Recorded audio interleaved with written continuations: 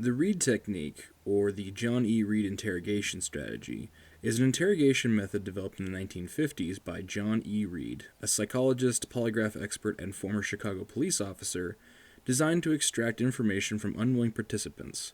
It was originally designed to deal with criminals who were not forthcoming with information, but with whom the police didn't have enough evidence to bring forth against them. The system has been criticized in the past for being anything from unethical to morally ambiguous, but what's more shocking is that it's seen more and more usage in the usage of schools rather than in the interrogation rooms of police officers with hardened criminals. Today we'll be discussing the Reid technique and how it's used against children in American education to extract information from them over petty slights and the problems there within.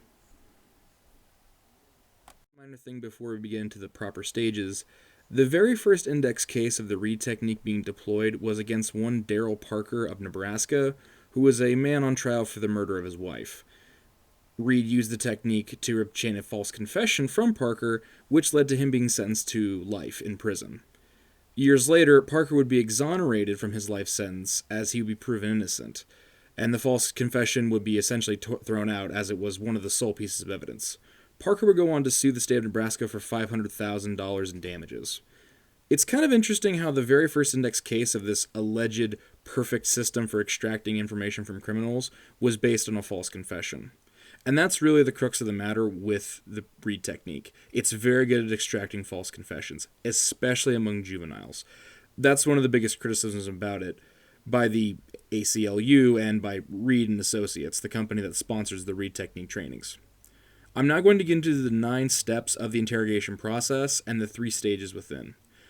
Listen close and try to see if you can figure out some of the more problematic elements of this technique in the modern day. Stage 1. Step 1. Use positive confirmation. Offer the suspect a chance to explain themselves. Tell them that evidence has led the police to suspect them of a crime. Do not inform them you do not have evidence to the crime. Try not to allow them to deny any involvement in the crime. If they choose to not speak without a lawyer present, try to casually engage them in a conversation with simple, off-basis discussions. Examples given include sports, the weather, social climates, or local news stories. Step 2. Try and shift blame away from the subject and establish the themes of the setting and the psychology therein. Try to see if other characters will be named. Try to find out if there's tension between those characters. Try to see if the suspect is nervous when confronted with things or responds aggressively. Try to parcel out how they will react to situations. Step 3. Try and minimize the frequency of the suspect's denials. Try and lead them down the path towards a confession, filling in the blanks or suggesting different outcomes. It's easy to just say I didn't do it, but to keep them talking can reveal different things. The most important part is to keep the subject talking and keep them from denying the crime.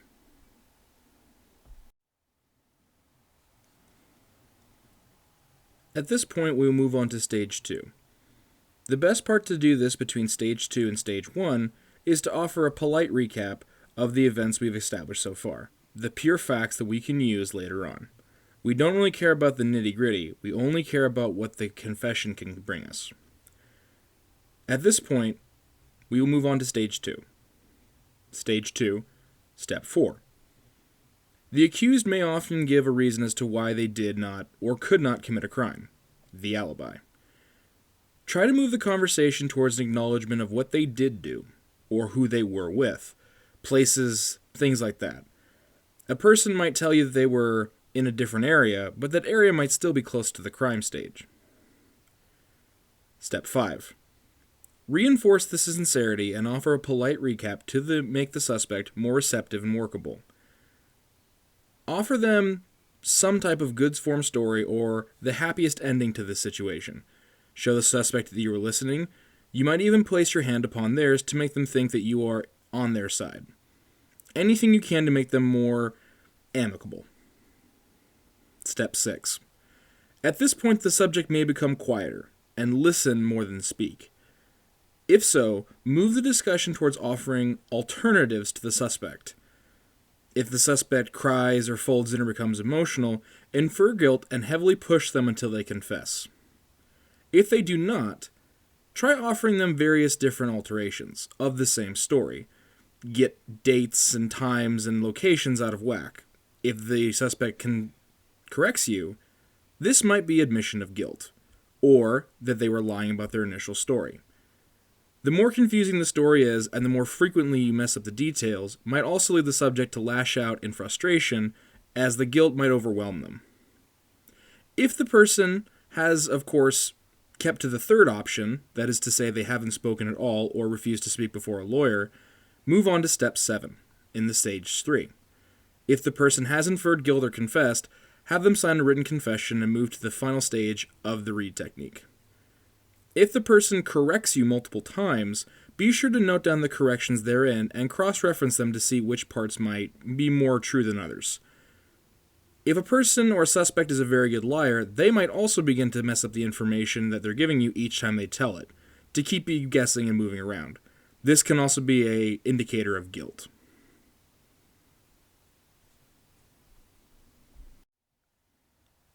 Stage 3. Step 7. Pose the, quote, alternative question, quote, giving 2 choices for what you think happened. One more socially acceptable with a lesser punishment, and the other more crude and embarrassing. The suspect will be expected to choose one or the other. Either way, guilt will be admitted. There is also the third option that they maintain that no crime was committed or refuse to speak. If so, move forward with the technique. If they do choose one of these options, have them sign a confession or some type of recording device to pick up, and use that as evidence.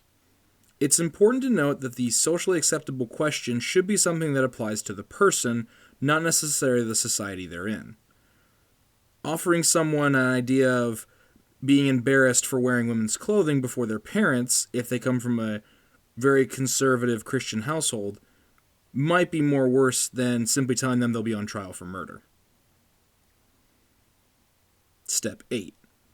Lead the suspect to repeat the admission of guilt in front of a witness to develop corroborating evidence. Establish the validity of the confession.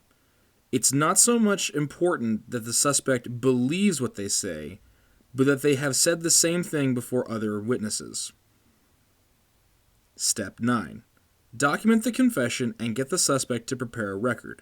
This can be audio, video, or written. You may also use alibis as an establishment of guilt. When it comes down to it, all you need is the confession, but it will be important to remind them that since they formed an alibi when lying to you about the confession, that they can't go back now. It is always possible for the subject to deny what they've said before a court of law, even after it's written.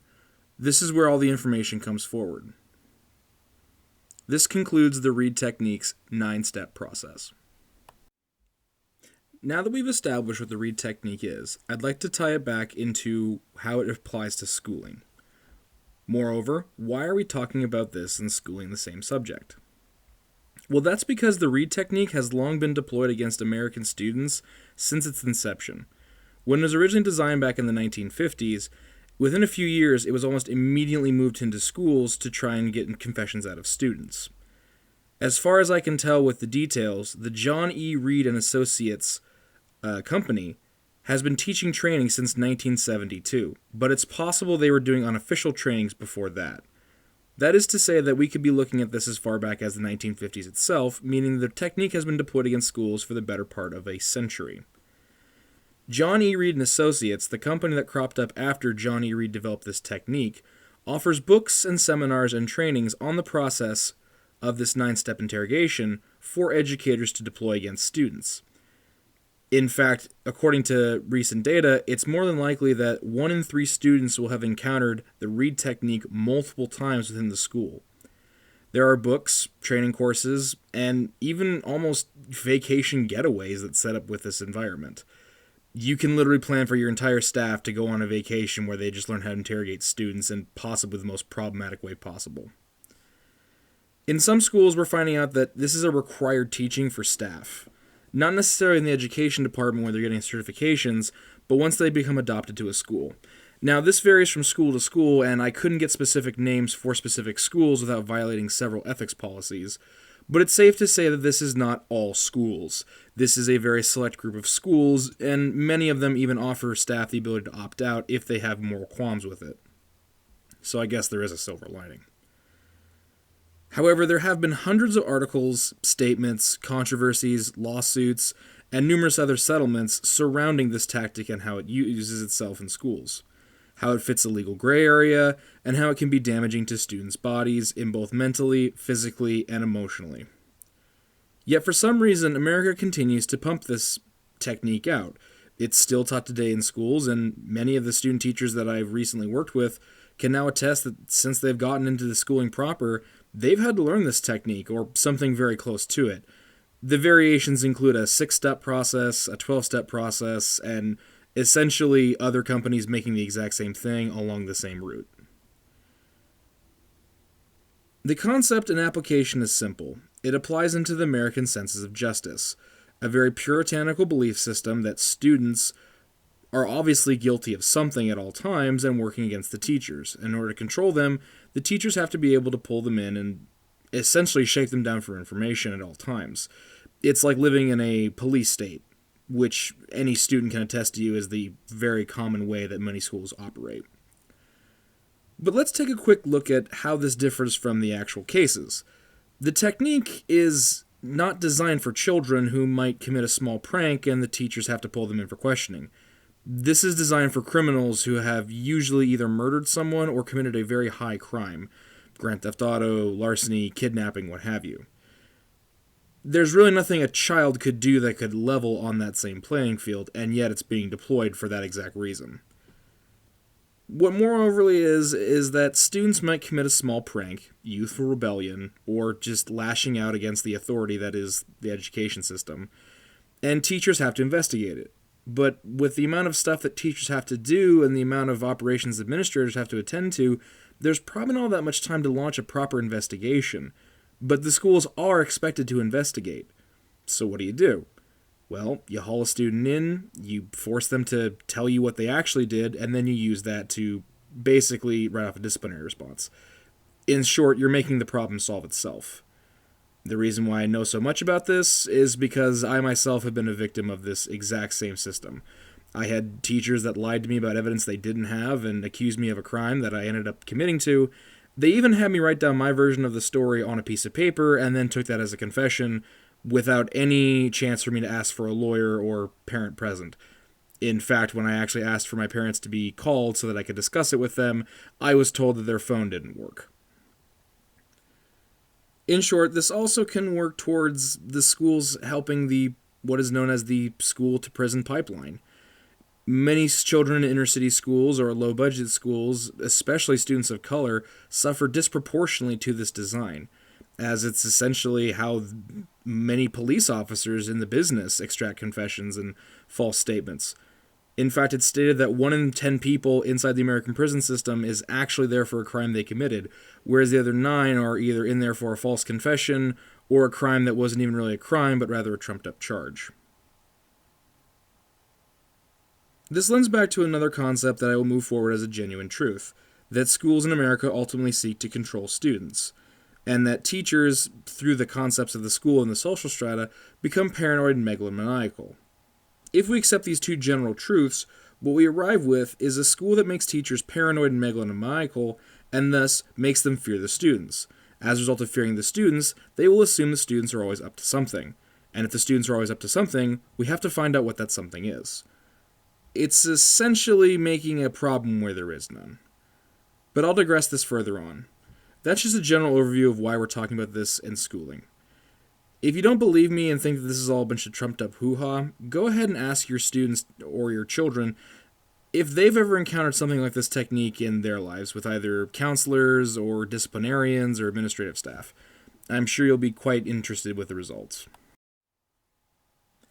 So we admit that the Reid technique is problematic, and we might all agree with the fact that a criminal interrogation tactic shouldn't be deployed against children. But now here comes the next question. What if the Reid technique did actually work?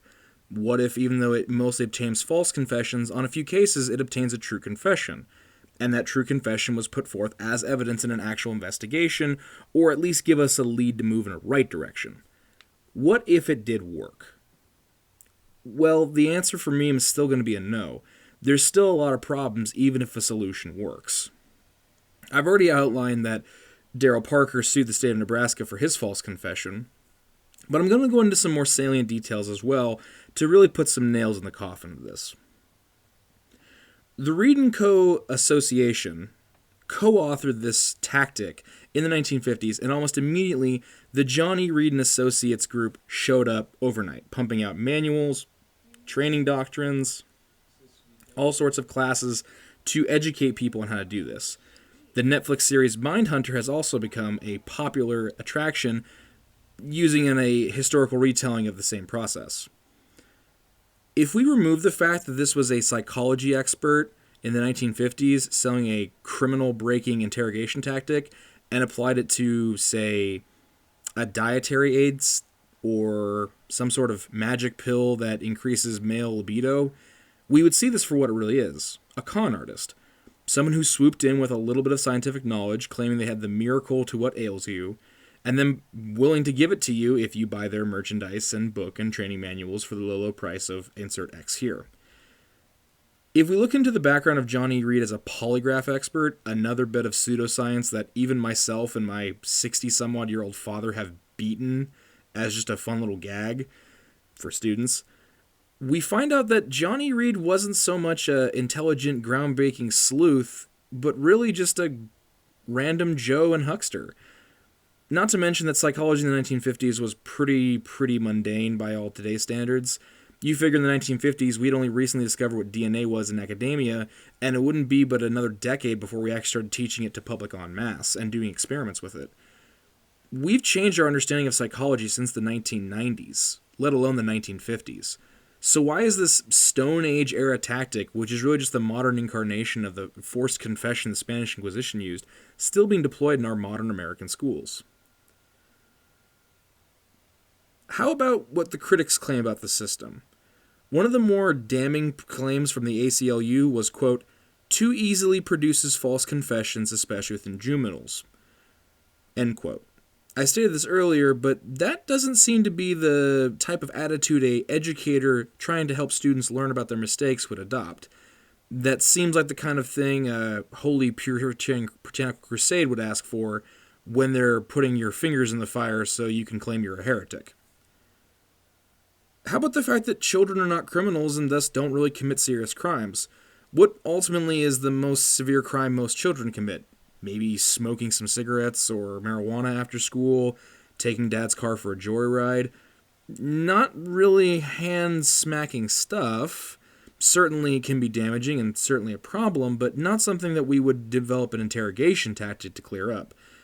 Also considering that most students don't commit their crimes on school campus, but rather off school campus, and that's just a statistical fact. The more we look into John E. Reid and his cases, we also find some more glaring senses of injustice. For example, thank you to the Innocence Project, they've done some DNA testing on over 311 people who have been exonerated from the cases where false confessions using the Reid technique were involved. And this is most of those cases where the confession was the sole piece of evidence.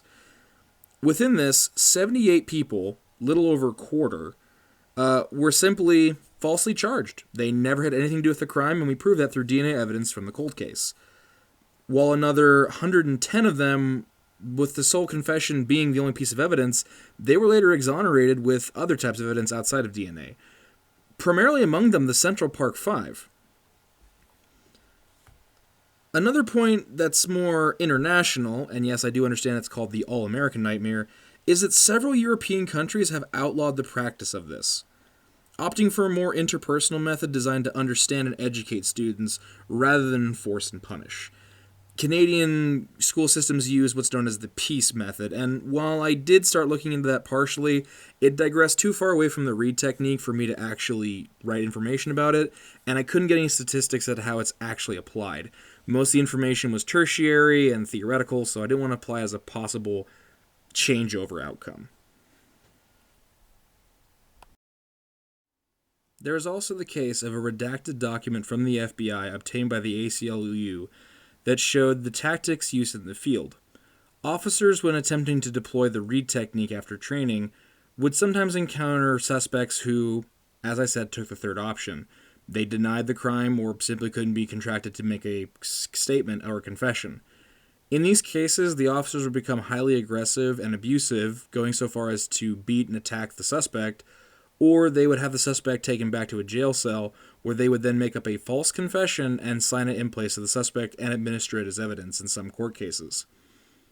Now, that itself is a problem. What's even more damning is that in a lot of these cases, they claim the Reid technique was what actually extracted the confession. That is to say that the Reid technique worked, even though that's a complete fabrication. The Reid technique didn't work, and so you resorted to other methods but attributed it to that. So, because of this, we don't actually have a solid information as to whether or not the Reid technique does in fact work, or if it's even functional, because the data could be so skewed as far as we know. And the problem is that this has existed for 70 plus years, and the data is that skewed. Imagine what would happen in schools. How many students have sat in detention or been expelled by use of a Reid technique? It's just too much of a gamble to consider its possibilities. Let's also talk about its fundamental philosophy. The Reid technique works on a concept of assumed guilt and proven innocence. When someone tells you, no, I didn't commit the crime, and here's why I couldn't have committed the crime, we should take that as reasoning and say, okay, that seems to match up. I guess they couldn't have done the crime.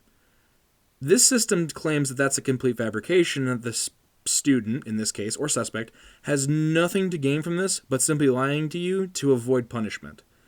That's not the fundamental basis of America's justice system.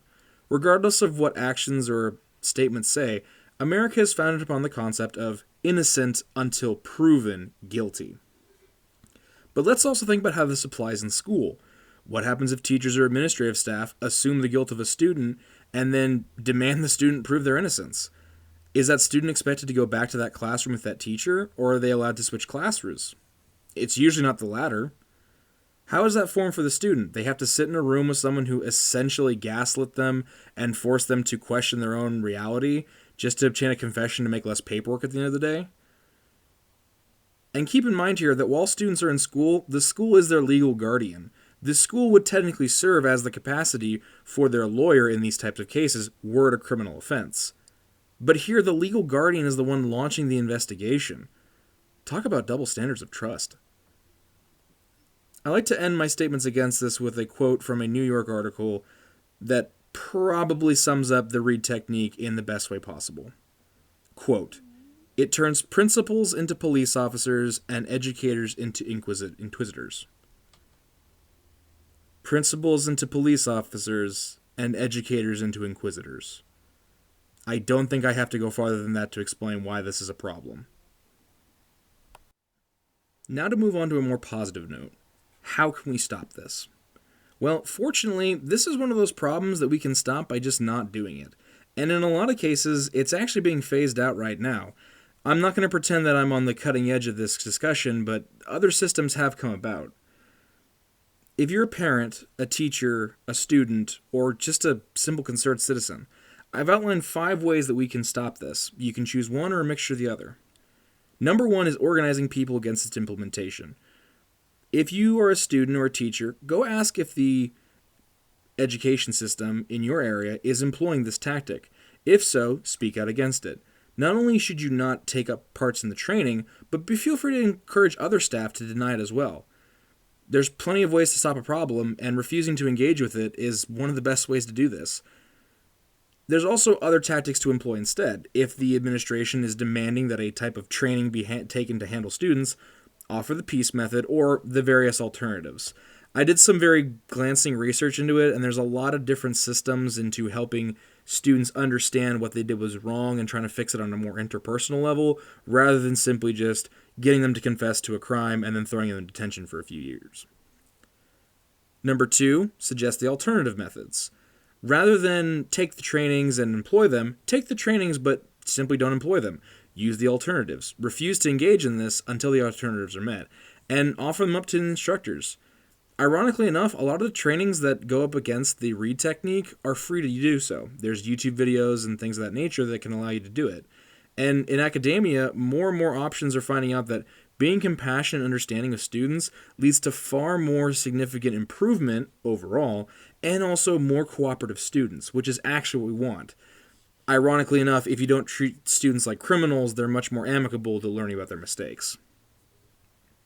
Number three, and a more uncommon one that applies more to students and administrators than actual parents, is a relaxing of the rules. Let's be fair here. The less rules you have, the less you have to enforce them. And there are a lot of rules in school that seek purely to control students that really don't exist there anymore. The constant demand for students to not have their cell phones, the constant need for students to wear proper attire within reason, the constant need for students to park their cars in specific spots. If you relax the authoritarian nature, you'll find that students are much more amicable to actually performing and following the tasks. I'm not saying we have to give them rule of the roost and free reign, but I'm saying that treating students like adults and not keeping to draconian policies goes a little bit farther.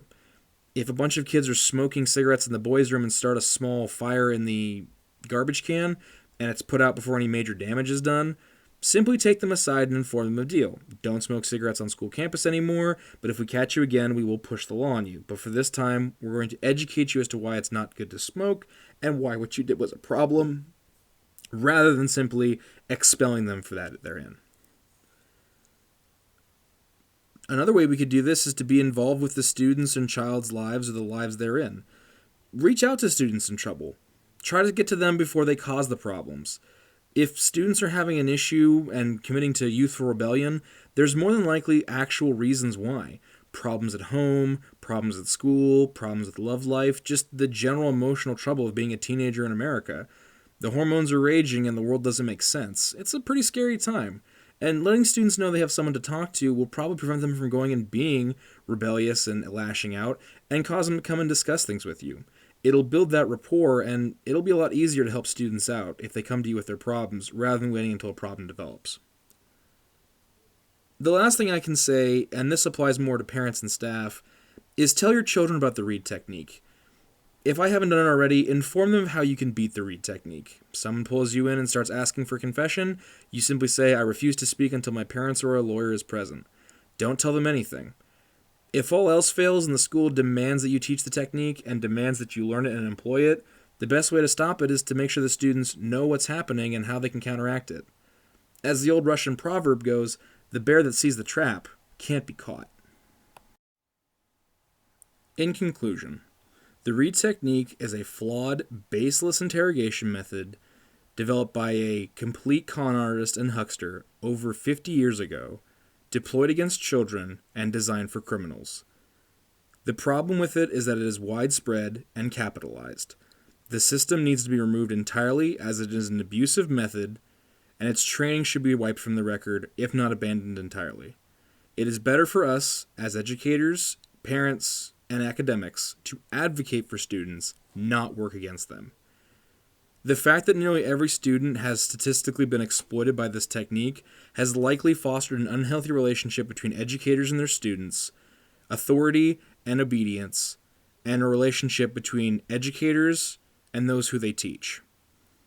The technique promotes a proven innocence attitude rather than a innocent until proven guilty, and forces teachers to take up a position against their students as inquisitors seeking a false confession, which is a hard stance to put between teachers and students, considering the interpersonal relationship that develops naturally between students and their teachers. The mere fact that the Reid technique is as controversial as it is means it is not suitable for the purposes it fills in the American education system.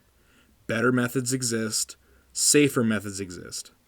I would be willing to reverse my opinion on this if the Reid technique was submitted to a psychological rigor, the tests of academia, and proven to be functional.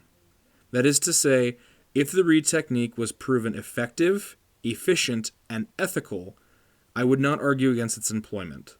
But if that were the case, we would wind up with something closer to the peace method. I would now like to speak directly to the students who have been victims of this cruel and unusual method. You have been heard. You were the victims. It was never your fault. You were advocated against your will. You were subject to an interrogation method you had no idea what it was. And ultimately, you were abused by those who were placed in charge of you. I have heard you. I have spoken for you. And I hope that goes some way to giving you the closure in this type of situation. Thank you for this first episode of the All-American Nightmare. On our next episode, we'll be discussing testing and the concepts therein. I'm sorry to lead you off on such a gray note, but I'm happy that you came and spent some time with me as I educated you about this cruel tactic. I'll see you next time. Have a good day.